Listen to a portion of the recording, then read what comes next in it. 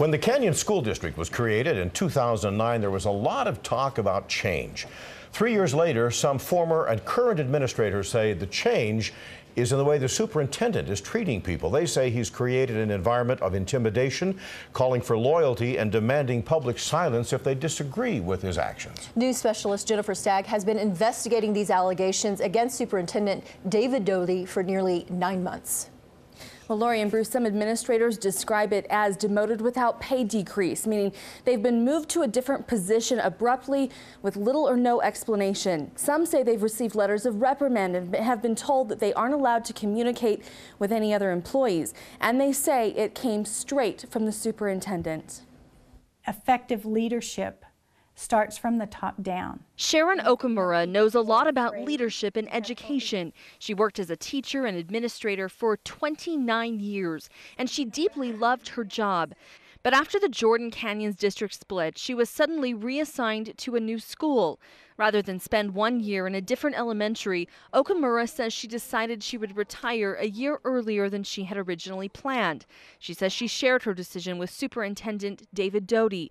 Doty held a meeting with her staff while she was on vacation where he broke the news that she was leaving. Okamura wrote Doty this email expressing her concern about a meeting being held without her present, how much advance warning she had before the announcement of her reassignment, and the need for closure for both staff and students during her departure. She says she got this email in reply: "Please be in my office at 4 o'clock sharp tomorrow afternoon."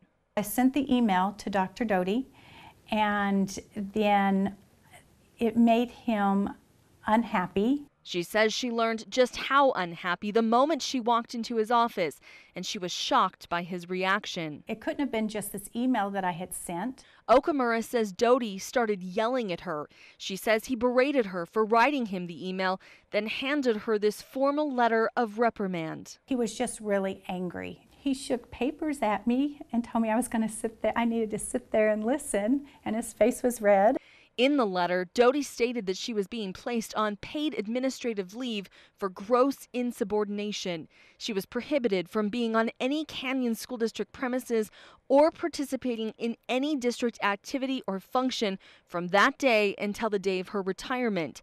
And she was also prohibited from communicating with any other district employees, other principals, and school board members. I asked him if I could respond, and he said that no, I couldn't, and I was to sit there and I was to listen.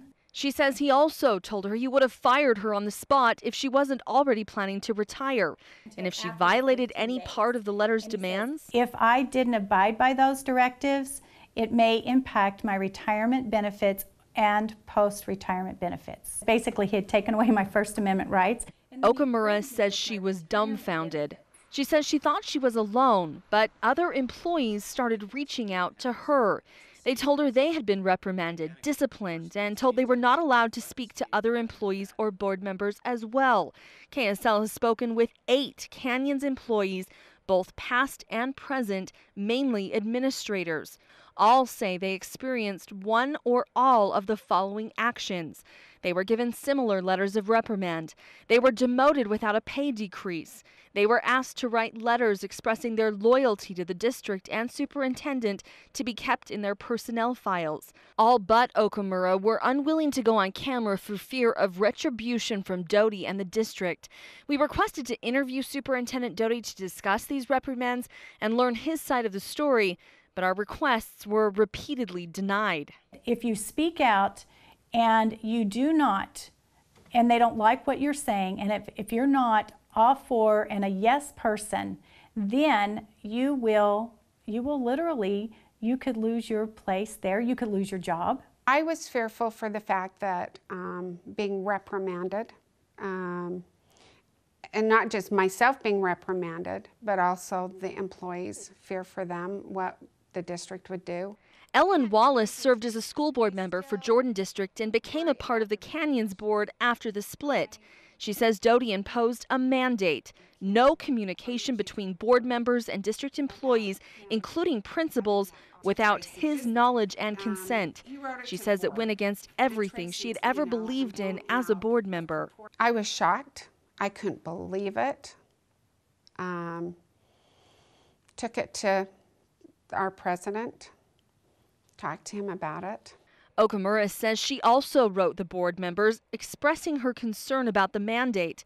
The women say nothing changed. And in fact, when another board member, Kevin Cromar, spoke with administrators and teachers individually, he was publicly censured. KSL attended the board meeting where his censure took place. I am deeply concerned about efforts at intimidation against both me and administrators in the schools. I think it shows the level of problems that are in the district because of what they did to Kevin as a board member. We wanted to ask Superintendent Doty directly about what happened, but he again refused to meet with us. I got to know a lot of boards, a lot of superintendents, and I have never had this experience before and never heard of it before. Wallace says watching what was happening in the canyons contributed to her decision to not seek board re-election.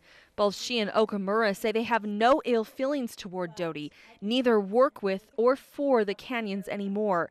They both say they felt they owed it to the children they served for so many years to speak out. If principals aren't going to speak up for their schools, if they're not going to speak up for their teachers, when you start shutting that communication down because of fear of retribution, you will shut down. It will harm kids eventually. Now, if you would like to view the letters exchanged between Superintendent Doty and Okamura, we've posted them on KSL.com. Jennifer Stagg, KSL 5 News.